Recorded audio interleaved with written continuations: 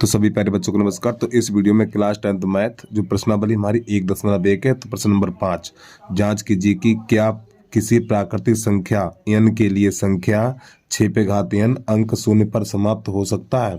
ये है प्रश्न। तो इस प्रश्न को हल करेंगे। तो यहाँ पे लिखेंगे संख्या बराबर 6 पे घात n, और n हमारी एक प्राकृतिक संख्या है। n प्राकृतिक संख्या है और प्राकृतिक संख्याएं 1 2 3 4 5 अनंत तक होती हैं। तो लिखेंगे n बराबर 1 2 3 4। ठीक है, रखने पर तो पहले n की जगह पे 1 लगाएंगे, तो यहाँ पे लिखेंगे संख्या बराबर 6 पे घात 1, तो इसका मान 6 ही रहेगा। फिर इसके आपको गुणनखंड काटने हैं, यानी कि 6 पे घात 1 रखेंगे तो इसका मान 6 ही रहेगा। कितना रहेगा 6, और 6 के आपको गुणनखंड काट देने हैं, तो ये हो जाएगा हमारा 2 गुणा 3। फिर इसके बाद n की जगह पे 2 रखेंगे, यहाँ पे हमें 2 रखना है यहाँ पर अब की बार। चलिए समझिए। फिर दोबारा फिर लिखेंगे संख्या बराबर 6 पे घात 2, तो ये हो जाएगा 36। अब इसके गुणनखंड काटने हमें, तो 2 गुणा 3 गुणा 3। अब इसके बाद n की जगह पे 3 लगाना है हमें। फिर दोबारा लिखना है संख्या बराबर 6 पे घात 3, तो इसका मान हो जाएगा 216। अब 216 के गुणनखंड काटने हमें, तो 2 गुणा 2 गुणा 2, फिर 3 गुणा 3 गुणा 3। तो देखिए हमने जब इसके यानी कि 6 पे घात n के अभाज्य गुणनखंड काटे, तो इसमें देखो 2 3 आया, 2 फिर 3 आए, और 2 और 3 आए, यही बार बार अंक आएंगे। तो यहाँ पे लिखेंगे नई लाइन से हम इसी के नीचे लिखेंगे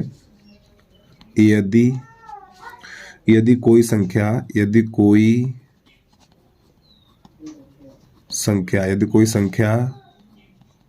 शून्य पर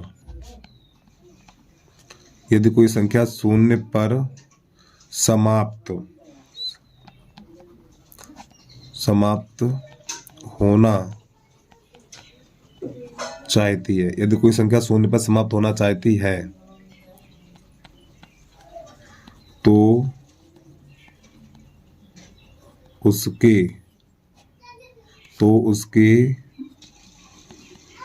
अभाज्य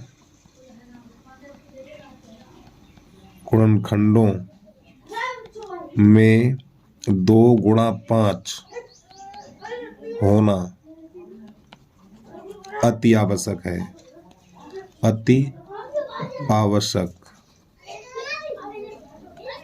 है। ठीक है। तो देखो हमने इन संख्या गुणनखंड किए, लेकिन 2 तो आया लेकिन 5 नहीं आया। देखो इसमें 2 आया लेकिन 5 नहीं आया, तो भाई लिखा हमने यदि कोई संख्या 0 पर समाप्त होना चाहती है, तो उसके अभाज्य गुणनखंडों में 2 गुणा 5 का यानी 2 गुणा 5 होना लिख लीजिए, होना अति आवश्यक है। ठीक, होना अति आवश्यक है। तो नई लाइन से लिखेंगे अतः संख्या 6 पे घात n के अभाज्य गुणनखंडों में 5 नहीं आया है।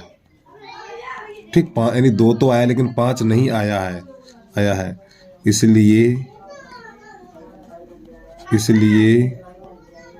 संख्या 6 पे घात n 0 पर समाप्त नहीं होगी। ये हमारा हो गया प्रश्न। ठीक है, यदि कोई संख्या 0 पर समाप्त होना चाहती है, तो उसमें 2 और 5 का होना बहुत जरूरी है। तो इसमें 2 तो है लेकिन 5 नहीं आया, तो भाई लिख दिया 5 नहीं आया है, इसलिए संख्या 0 पर समाप्त नहीं होगी। चलिए प्रश्न को पूरा देख लीजिए। यहाँ पे इसकी स्टार्टिंग करेंगे आप।